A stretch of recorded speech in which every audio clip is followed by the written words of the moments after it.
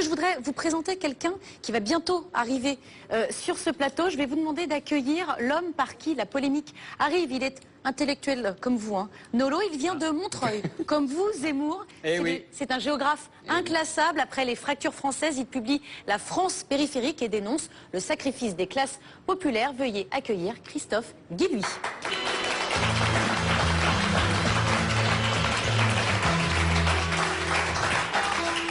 Bonsoir, monsieur Guilluy.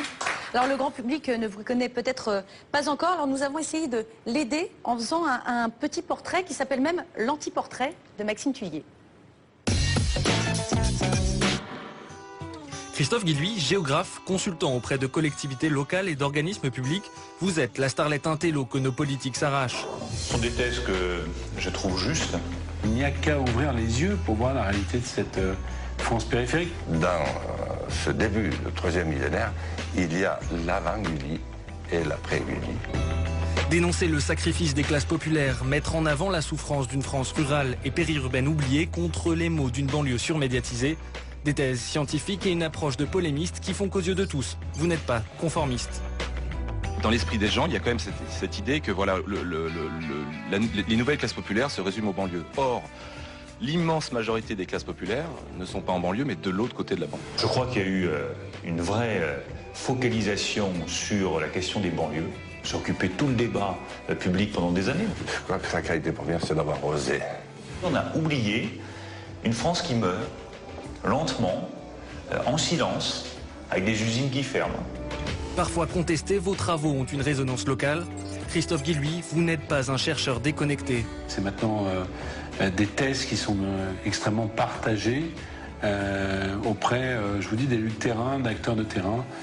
Et c'est surtout des thèses que moi je constate sur le terrain. Je ne suis pas observateur, je ne suis pas sociologue, je suis responsable politique. Devenu l'idole d'une certaine gauche ou le chouchou d'une partie de la droite, Christophe Guilluy, vous n'êtes pourtant pas un gourou. Le mot est juste. Après, je pense qu'il faut vraiment préciser. Il n'y a pas pour moi une France périphérique, il y a des France périphériques. C'est quelque chose qu'empiriquement nous percevions déjà. Comme toute expression, elle est forte et mérite peut-être d'être un peu nuancée. Christophe Guilluy, analysé, courtisé, utilisé.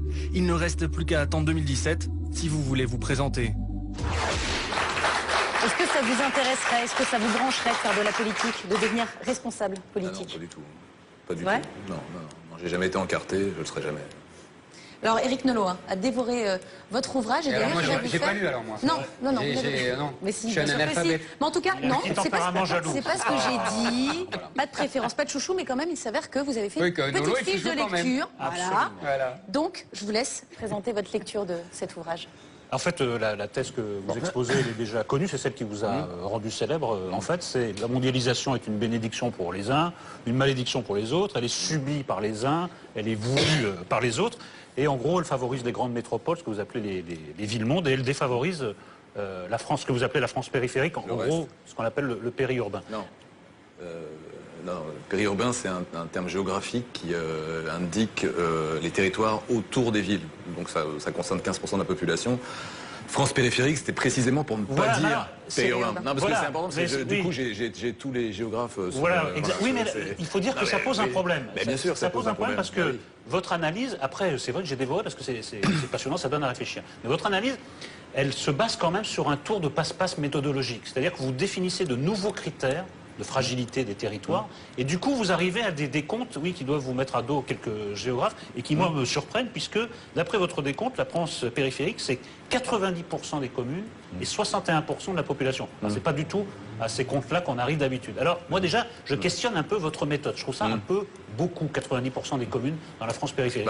Après je vous poserai une deuxième question, je vous l'annonce tout de suite, parce que comme vous êtes le dieu vivant de Zemmour, n'exagérez pas de Dieu, moi. Une fois qu'il aura la parole avec vous, je ne la retrouverai pas. Donc déjà, sur la méthodologie, il y a quand même quelque chose qui est un peu forcé.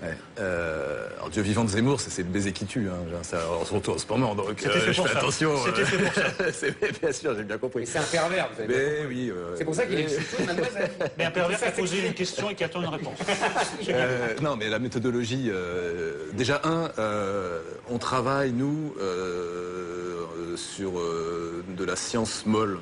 Les sciences humaines sont des sciences molles. Et c'est assez drôle de voir qu'à un moment où nous, alors je dis nous parce que j'ai travaillé avec d'autres géographes, etc., sur ces méthodologies, on a voulu faire remonter la réalité des catégories populaires. En fait, je suis géographe, on peut se dire le type bosse sur les territoires.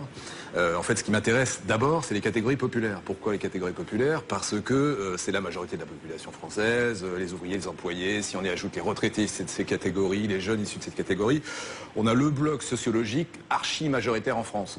Or, depuis une trentaine d'années, ces gens se sont délocalisés dans l'espace. Ils ne vivent plus exactement là où ils vivaient il y a 20-30 ans. Donc on s'est dit, mais où vivent-ils? Alors effectivement, ils vivent un peu dans le rural, ils vivent un peu dans des petites villes, dans des villes moyennes, un peu en banlieue.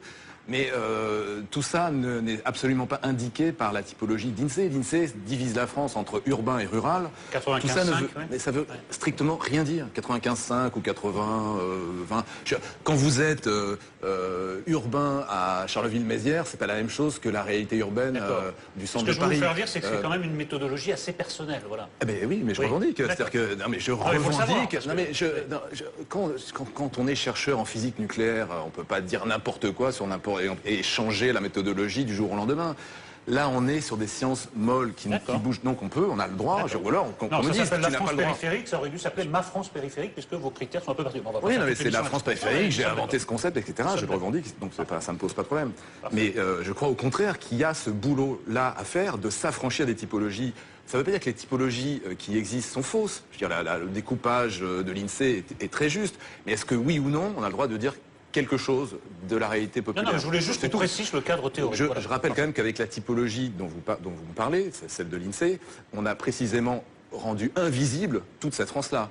Donc à un moment ou à un autre, il faut de deux choses une, ou la France est invisible, c'est cette France populaire, et on essaie de la mettre en lumière, c'est ce que j'ai essayé de faire depuis. Parce que bon, ça c'est un petit livre, hein, mais ça fait 20 ans qu'on est là-dessus. Je voulais juste qu'on précise le cadre théorique, ce qui est fait. Après, le message de votre livre, alors je vais le ramasser, mais il est assez violent, parce qu'en gros, la thèse, c'est ces salauds de bobos se sont entendus avec ces salauds d'immigrés sur le dos des malheureuses classes populaires. En fait, c'est ça.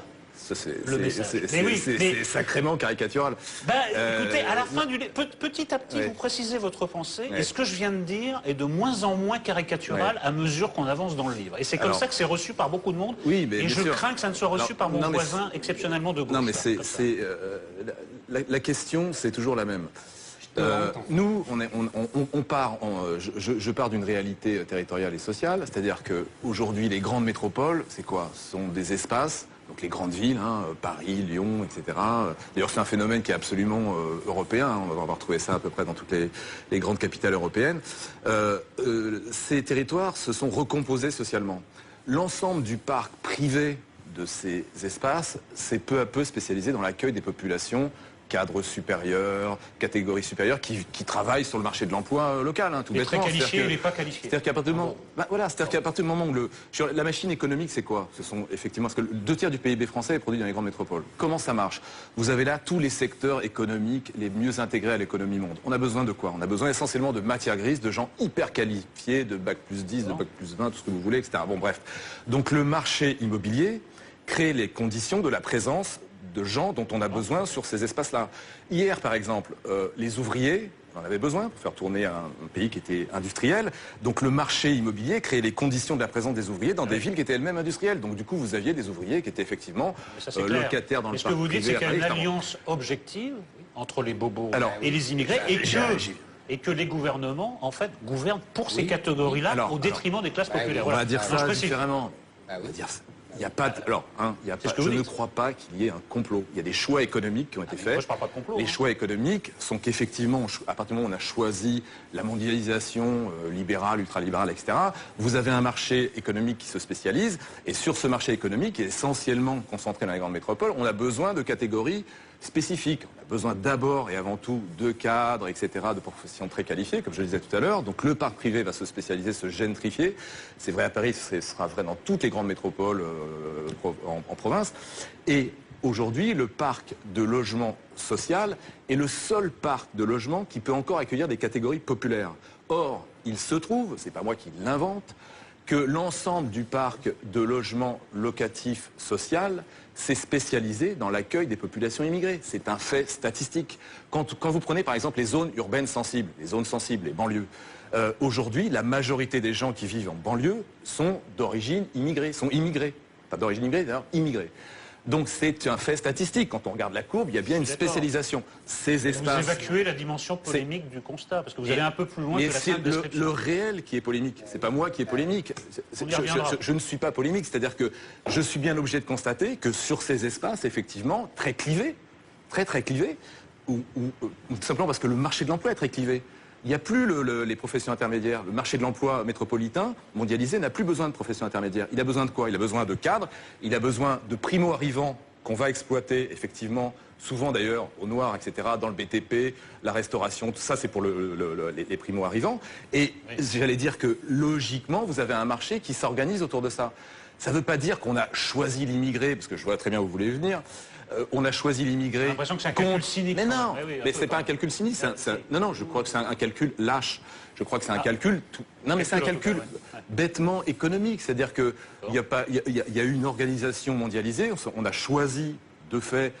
Mais c'est 83. Enfin, c'est le virage libéral de la gauche. Enfin, tout ça est archi connu, etc. Enfin, la gauche et la droite ont choisi ça. Bon, ok. Mais je veux dire, c'est pas un modèle qui dysfonctionne. Parce que si on avait un modèle qui ne marchait pas, ce serait pas très compliqué de faire sa critique. D'ailleurs, c'est pour ça que, j'allais dire, la gauche de la gauche se plante quand elle dit il faut abattre le système mondialisé, etc. Moi, je dis pas le système mondialisé marche pas.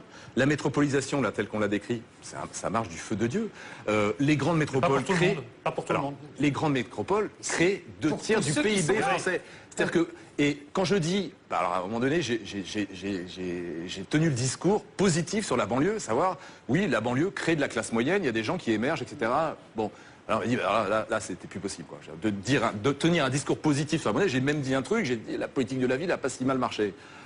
Et là, bon, je me suis pris tous les types qui bossent sur la politique de la ville pour expliquer que non, ça marchait pas. Ok, bon, très bien. Ce que je veux dire par là, c'est que évidemment, on a un système qui est là, qui fonctionne, qui crée la richesse en France. Je ne vais pas vous dire, on va supprimer Paris-Lyon-Marseille. Je ne suis pas complètement débile. Si le choix était binaire, pour ou contre la mondialisation, pour ou contre le libéralisme, mais ce serait très simple. Mais on aurait déjà fait ce choix. La difficulté, c'est qu'aujourd'hui, on a un système économique qui marche, qui intègre une partie des gens, c'est-à-dire plutôt les gens qui sont dans ces espaces métropolitains. Il se trouve que l'immigration se concentre dans les grandes métropoles, dans les grandes villes. C'est un fait statistique. L'immigration récente se concentre là. Et il y a tout le reste. Tout le reste, ça fait 60% de la population, ce qui est beaucoup, mais finalement, pas tout. Je veux dire, 40% dans les grandes métropoles, c'est déjà beaucoup. Et sur des espaces très différents. J'entendais, je ne sais plus qui disait qu'effectivement, cette France périphérique, elle est diverse. Oui, elle est diverse. C'est-à-dire que vous avez des espaces industriels, d'autres plutôt résidentiels, la France de l'Ouest, de l'Est, tout ça, c'est très différent, etc. Mais on a bien là l'ensemble, la majorité des catégories modestes et qu'on appelle d'ailleurs la France des invisibles. C'est pas... Alors, moi aussi j'ai lu, n'est-ce pas? J'ai essayé en butant sur les mots, enfin bon. Mais quel diva. On vous encourage. Et d'ailleurs, parce que je veux pas abîmer votre image auprès des bien-pensants et de la gauche. Je me méfie de moi-même, donc je vais vous faire tout de suite une première critique. C'est vraiment écrit avec les pieds. Vous êtes vraiment un géographe, c'est-à-dire que vous n'êtes vraiment pas un littéraire. Je plaisante pas là, je trouve que c'est écrit lourdement. Alors le fond est formidable, c'est passionnant, mais je trouve que vous auriez pu quand même faire un petit effort de forme. Alors le fond, justement, monsieur. Alors, mais le fond, oui, je vais y aller, parce que... je suis pas écrivain. Non mais je suis d'accord, mais je vous dis... C'est pas de la littérature. On le relance mais oui, mais moi, j'aime quand c'est écrit. Vous parlez de Chateaubriand. Oui, mais bon, ça serait mieux. Voilà. Le fond. Maintenant sur le fond.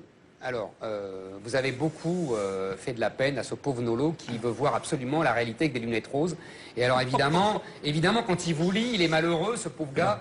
Je le comprends, hein, mais parce qu'il a l'impression de me lire. Alors évidemment, il a l'impression de m'entendre, donc ça l'énerve. Mais vous inquiétez pas, hein, ça va lui passer. Donc, qu'est-ce qui se passe en fait? Qu'est-ce que vous décrivez? Vous décrivez, parce qu'il faut quand même dire les choses comme elles sont. C'est-à-dire que, contrairement à ce que croit Nolo, le monde n'est pas un monde plein de bisounours et il y a des rapports de force. Il y a des rapports de force économiques, il y a des rapports de force idéologiques, il y a des rapports de force démographiques et il y a des rapports de force presque historiques. Et donc, qu'est-ce qui se passe? Le territoire est un enjeu. Ce n'est pas aux géographes que je vais apprendre ça. Le territoire est un enjeu et il y a des affrontements, Marx l'a très bien dit, quand il disait qu'il y avait des affrontements de classe sociale, il a raison, et quand il y a des affrontements de civilisation aussi, il a raison. Donc qu'est-ce qui s'est passé? En fait, qu'est-ce que vous décrivez? C'est simplement comment les classes populaires françaises ont été chassées de territoires entiers de leur pays. Et ça, ils ont été chassés, que tu le veuilles ou non, et c'est ça qui est démontré, et c'est pour ça que tous les gens de ta sensibilité sont furieux contre lui et lui en veulent. Oui, oui, ta sensibilité bien pensante, de gauche, etc. Oui. Qu'est-ce qu'il démontre? Il démontre que, en fait, les classes populaires ont été chassées par une alliance, que tu le veuilles ou non, il y a une alliance, parce que les uns ont besoin des autres. La même chose. Mais moi je pense que c'est pas des salauds, c'est comme ça, il y a des rapports de force. Une alliance entre les vainqueurs de la mondialisation, ce qu'il appelle la mondialisation par le haut, et la mondialisation par le bas, c'est-à-dire les immigrés. Chacun ayant besoin de l'autre pour se débarrasser... Je savoir s'il y a une question à un moment. Non, il n'y a pas une question. Mais il n'y a pas une question. On débat avec lui. Qu'est-ce que je veux répondre? Ne t'occupe pas de lui, il sait très bien parler. Beaucoup mieux si on le laisse parler. Mais il va parler. Moi, je me suis tu depuis 10 minutes. Alors vraiment. Donc, moi, ce que je voudrais vous dire, en fait... votre raisonnement, vous poursuivez votre raisonnement de la fracture française en disant, voilà, cette nouvelle géographie, cette nouvelle démographie, elle aura des conséquences politiques, et ça me fait plaisir parce que moi c'est ce que j'explique sur un plan politique, c'est qu'il va y avoir la constitution d'un grand parti UMPS, Valls, Juppé, Bayrou, ensemble, s'assumer, et de l'autre, il va y avoir un grand parti de ces classes populaires qui pour l'instant est seulement occupé par le Front National, mais qui peut très bien demain être occupé par d'autres mouvements. Voilà, on est d'accord sur ce diagnostic. Je fais le même diagnostic. Mais ce que j'aimerais vous demander, c'est, d'après vous, quelle est la rapidité de cette évolution? Comment vous évaluez les rapports de force? Est-ce que vous pensez que ça s'est accéléré avec les européennes et avec le rapprochement Valls, Bayrou, Juppé? Là, vous voyez, c'est en fait parce que votre livre, c'est très intéressant pour ça par rapport à Fracture française qui était formidable. C'est autant un livre de géographe qu'un livre politique. Vous mêlez les deux.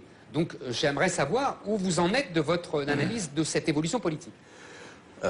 Donc c'est pas étonnant que ce soit un livre aussi politique, puisque la géographie, ça sert d'abord à faire la guerre, et c'est quand même un des points fondamentaux. C'est le territoire, c'est le rapport de force. D'ailleurs, c'est pas un hasard si la carte d'état-major de la classe politique en général est la carte des métropoles. C'est-à-dire que ce qu'ils ont en tête, c'est la structuration de la France autour des grandes métropoles. C'est une carte d'état-major que les types ont en tête depuis les années 60. C'est-à-dire que c'est vraiment quelque chose de... Voilà. Alors après, donc, ils appellent le reste la France des invisibles, parce qu'à un moment donné, il y a quand même des types qui vivent sur ces autres territoires, donc ils s'en rappellent. Donc oui, c'est effectivement un livre politique. Après, effectivement, j'allais dire que le réel va imposer pour moi la recomposition politique. C'est-à-dire que à un moment donné, il faut quand même se poser la question de savoir quelle est la différence entre un Juppé et un Colomb à Lyon. Il n'y en a aucune. C'est des maires de grande ville, ils font tous la même politique. Voilà, c'est-à-dire que le débat Hidalgo-NKM à Paris... C'est ridicule. C'est très, très sympathique, hein, c'est pas par ailleurs, je veux dire, vélo ou bus, etc. Bon, c'est un des débats importants, mais bon, voilà, en gros, on est d'accord. Bref, on voit bien que la question de la couleur politique ne joue absolument plus. D'ailleurs, en milieu populaire, le clivage gauche-droite est mort depuis 20-30 ans. Pourquoi il est mort depuis 20-30 ans? Pas parce que les gens sont débiles, simplement parce qu'ils ont fait le constat que les choix économiques des grands partis depuis 30 ans ne leur ont pas été... Mais la droite et la gauche sont des détaillants qui se fournissent aux mêmes grossistes, l'Europe. Oui, Philippe Séguin, je ne le cesserai jamais de la citer. Non mais... Ah non mais excuse-moi, excuse-nous. Non, je ne me mets pas tous les deux dans le même panier. Non mais il y a quelque chose qui est surprenant. Alors d'abord, bon, Zemmour fait semblant de ne pas comprendre ce que je dis, ou alors il fait semblant, ou alors comme il aime bien s'écouter et pas écouter les autres, il a un peu de mal à comprendre les autres. Ça c'est possible. Moi, ce que t'as écouté, t'as parlé. Non. Mais ce que je constate dans votre livre, et je comprends votre défense parce que vous voulez pas vous laisser entraîner sur un terrain trop politique, même si c'est un livre très politique. C'est-à-dire, au niveau du constat, on est plutôt d'accord. Zemmour m'a pas bien écouté, on est plutôt d'accord. C'est effectivement ce qui est. Non, mais l'alliance objective entre les non qualifiés et les surqualifiés dans les grandes métropoles. Voilà, ça crée de l'emploi, ça attire... c'est pas ce que tu as dit. Non, si, ça attire les immigrés et les surqualifiés, les cadres. Après, c'est les conséquences politiques que vous en tirez qui sont beaucoup plus problématiques. Page 90, vous écrivez ceci. Contrairement à ce que l'on croit, le diagnostic rationnel objectif est celui des classes populaires, car ce sont elles qui vivent au quotidien depuis 30 ans les effets de la mondialisation. Or, pour qui votent les classes populaires? Non mais vous voyez ce que je veux dire? Si vous dites les classes populaires ont la vérité, elles perçoivent la réalité de manière rationnelle, je poursuis votre raisonnement, je dis qui vote pour les classes populaires? En ce moment, c'est plutôt le FN. Donc, je vais jusqu'au fin de mon raisonnement, le FN est le seul parti qui a une vision rationnelle des choses. Si je poursuis votre raisonnement. Non, c'est pas du tout ça que je dis. C'est-à-dire qu'à un moment donné, en tout cas. non, les classes populaires font un constat, celui que les choix économiques de la gauche et de la droite depuis 30 ans, les choix économiques n'ont pas été, ne leur ont apporté aucun bénéfice. C'est vrai pour les actifs, c'est vrai pour les jeunes issus de ces catégories, et c'est vrai maintenant aussi pour les retraités issus de ces catégories. C'est une analyse, c'est un diagnostic. Voilà ce que j'appelle un diagnostic rationnel. Jusqu'au bout, quand même. Mais non, c'est-à-dire qu'aujourd'hui, l'ensemble de ces catégories, la majorité de ces catégories, sont quand même dans une phase de désaffiliation par rapport aux grands partis. Il faut arrêter de faire tourner l'ensemble du débat sur le Front National. Pourquoi ? Parce que sur un thème comme ça, c'est difficile d'évacuer bien sûr, le Front National. Non, mais ce qui se passe d'abord, c'est désaffiliation des grands partis, des syndicats. On est quand même sur des catégories qui voient maintenant de très très loin le syndicalisme.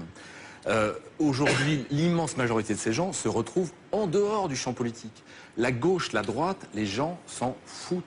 Vraiment. Gauche-droite. Mais nous sommes d'accord. Voilà. Donc, c'est par défaut, elles arrivent, mais elles vont aujourd'hui un peu vers le Front National, mais finalement très peu quand on regarde. C'est pour ça que je dis qu'il faut arrêter de délirer sur le Front National. Simplement, le Front National a compris une chose, c'est que là, sur ces territoires-là, il y avait des gens. Il y avait encore des catégories populaires, il y avait encore des gens qui votaient. Donc ils y sont allés. Moi, ce qui me fascine, c'est quand vous regardez le discours du Front National, ce n'est que du marketing électoral depuis 20-30 ans. C'est-à-dire que les types étaient libéraux, Le Pen père était libéral dans les années 80, réganien même, etc. La classe ouvrière est tombée sur la tête de Le Pen sans qu'il ait eu besoin d'aller... Il ne faut pas oublier une chose, c'est que les gens choisissent de voter Front National. Ce n'est pas... Moi, je crois que les discours politiques n'influencent absolument pas les gens. Je crois même que le discours de l'intellectuel, je crois même que Zemmour n'influence personne en France. Vous allez lui faire de la peine. Non, mais je pense que les gens choisissent. Ce que les gens veulent entendre. Et ça, c'est un truc. Non, mais ça, c'est un truc. Je crois que c'est aussi un truc très français. Alors pour le coup, je crois que c'est un truc très français. Cette idée que l'intellectuel, l'homme politique, va montrer la voie, va influencer, va voire rééduquer. Entre influencer et rééduquer, c'est pas la même chose. Oui, non, bien sûr, mais il y a quand même cette idée que le discours des dominants est important. Non, c'est pour ça que je dis qu'à un moment donné, il faut écouter ce qui se trame en bas. Parce que Nolo vous a emmené sur des terrains, en fait, de biais.